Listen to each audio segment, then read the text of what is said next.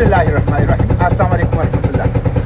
हम गज़ा के पानियों में पहुंचने वाले हैं और दूर दूर से इसराइली मिलिट्री शिप्स वो नज़र आने शुरू हो गए हैं। हो सकता है आज रात को हमारे ऊपर वो एक्शन कर ले। आप देख रहे हैं हमने इमरजेंसी हालत के लिए लाइफ जैकेट्स पहने हुए हैं। मेरे मोबाइल को उन्होंने जैम कर लिया है और गुज़िश्ता 36 घंटों से मेरा मोबाइल के ज़रिए से कोई राब्ता नहीं है। मैं बता देना चाहता हूँ, इसराइल मेरा मोबाइल जैम कर सकता है, गज़ा की तरफ मेरे सफ़र को जैम नहीं कर सकता। ये मोबाइल अब सिर्फ एक खिलौना बन गया है। मैं इसको फेंक देता हूँ समंदर के अंदर, लेकिन मैं गज़ा की तरफ सफ़र जारी रखूंगा। मोबाइल के बगैर भी गज़ा की तरफ मेरा सफ़र जारी रहेगा।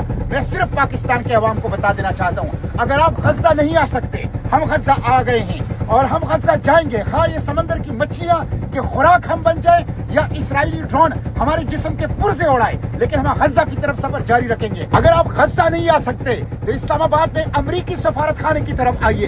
मैं सियासी जमातों से, दीनी जमातों से, पॉलिटिकल लीडरशिप है, इंसानी हुकूक की तंजीमों से कहता हूँ, अमरीका फाइनेंसर है, अमरीका कातिल है। अमरीका ने ओपन एंडेड लामतनाही पुरअमन मुनज़्ज़म धरना दीजिए, ये आपका कानूनी हक है।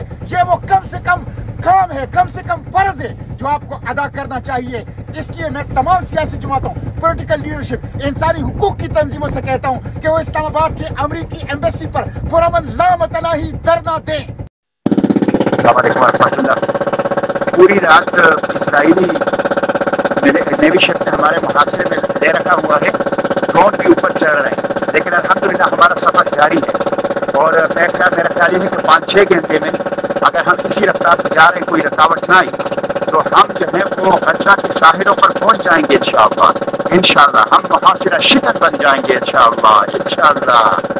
तो सफ़र जारी है, फिलहाल वो मुहासिरे में हैं हम, लेकिन यह है कि हमने अपने सफ़र को जारी रखा हुआ है, बिल्कुल बेखौफ। अल्हम्दुलिल्लाह कोई खौफ नहीं है। अल्लाह ने हमें हमारे दिलों में ऐसी रोशनी भर दी है, हमारे दिमागों में ऐसी रोशनी भर दी है कि मौत का खौफ, हमारे डर जो है वो हमारे दिलों से निकल गया है। हम मौत के ऊपर हावी हो चुके हैं, खौफ और डर के ऊपर हावी हो चुके हैं। हम बढ़ रहे हैं गज़ा की तरफ, सरजमीन मुज़ाहिमत की तरफ। और जो सरजमीन है इस्माइल खानिया की, यहया सिनवार की, मोहम्मद अज़ीज़ की, अनस शरीफ की, हिंद रजब की और दिल के टुकड़ों की, हम उसकी तरफ बढ़ रहे हैं।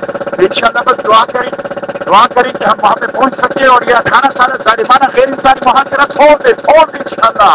और ये जो जेनोसाइड, ये खत्यात इसने किया है, उनको कहते किरदार तक पहुँचाएंगे। बस इनका आप जो है वो दुआ करें।